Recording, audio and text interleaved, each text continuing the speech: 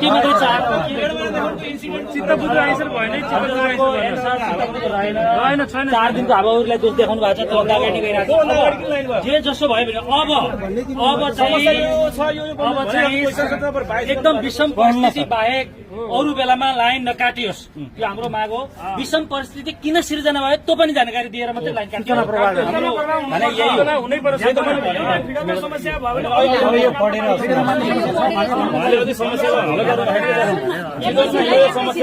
यो हामी पहिलोचोटि एकैछिन सर लामो समय घाममा हुनुभयो साथीहरू।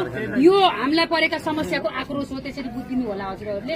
यो जनताको एउटा आक्रोश हो। यो समस्यामा परेका जनताले आधारभूत कुरामा नपाएकोमा एउटा बत्ती पनि नपाउँदाखेरि जनताको आक्रोश हुनु स्वाभाविक लिइदिनु होला हजुरहरूले।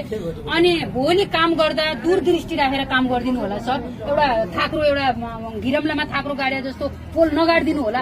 दूरदृष्टिको हिसाबले हावापानी आउन सक्छ, हुरी आउन सक्छ, बाढी आउन सक्छ, त्यो अवस्थामा के गर्ने भनेर काम गरिदिनु होला। अब काम गर्दाखेरि हिजो कसरी काम भयो र आज कसरी काम भयो जनताले मूल्याङ्कन गर्ने हो, हजुरहरूको जवाफले होइन, तपाईहरुको कामको हो, जनताले लिने हो। त्यसले गर्दा आज पनि हजुरहरूले चित्तबुद्ध जवाब दिनुभएको छैन, किनकि 3 दिन भयो हावाहुरी आएको, लाइन जान थालेको, जहिले पुलमा फेर्नु भयो।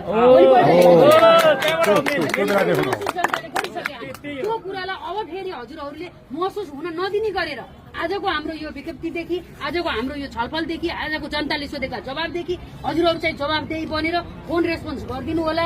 हाकिमका फोन स्विच अफ नगरिदिनु होला, फोन फरवार्ड नगरिदिनु होला। यहाँ फोन रिसिभ गर्नलाई एकदमै सूचना दिनलाई मान्छे कर्मचारी राखिदिनु होला। फोनको जवाब दिइदिनु होला, एकदम राम्रो सरल भाषामा जवाब दिइदिनु होला।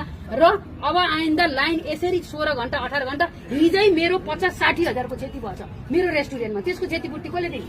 50-16 घण्टा तमाम नागरिकको क्षति भएको छ। त्यस्तै अड्डा अफिस सबै चलाएको छैन। त्यसको जवाबदेही तपाईहरु हुनुपर्छ। त्यसको क्षतिपूर्ति लिन फेरि म यहाँ आउन नपरोस्, यो विद्युत अफिसमा आउन नपरोस् र चित्तबुद्ध जवाब लिएर फेरि पनि हामी लाइन यसरी भयो भने हामी फेरि भोलि पर्सि पटक हामी आउन सक्छौँ। चित्तबुद्ध जवाब लिएर हजुरहरू बस्नु होला। माथि तपाईहरुको आदेश दिने हाकिमहरूलाई हजुरहरूको यो सञ्चय गर्नेहरूलाई एकदमै तुरुस्त भएर एकदमै एकजुट भएर भोलि जवाब दिनुपर्छ।